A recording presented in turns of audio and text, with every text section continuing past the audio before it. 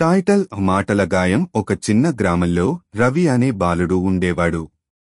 అతను తెలివైనవాడే కాని మాటలతో ఇతరులను బాధపెట్టడం అతనికి అలవాటుగా మారింది. ఎవరినైనా ఎగతాళి చేయడం, కఠినమైన మాటలు మాట్లాడడం అతనికి సరదాగా అనిపించేది. ఒకరోజు అతని తాతయ్య అతనికి ఒక కట్టె ఇచ్చి కొన్ని మేకులు ఇచ్చాడు. ప్రతిసారి ఎవరో ఒకరిని నీ మాటలతో బాధ పెడితే ఈ కట్టెలో ఒక మేకు మోగించు అని చెప్పాడు. మొదట్లో రవికి ఇది చాలా తేలికగా అనిపించింది.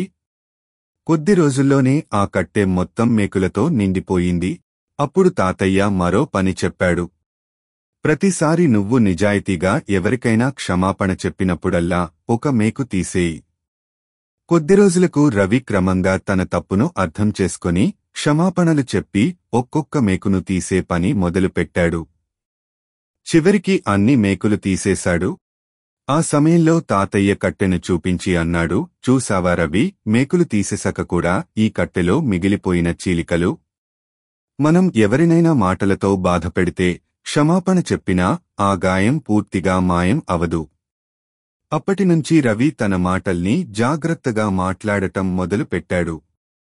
ఎవరి హృదయంలోనూ మచ్చలు మిగిల్చకుండా మధురంగా మాట్లాడాలని నిర్ణయించుకున్నాడు.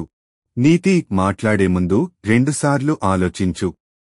మాటల గాయం మానదు, అది హృదయంలో ముద్ర వేసిపోతుంది.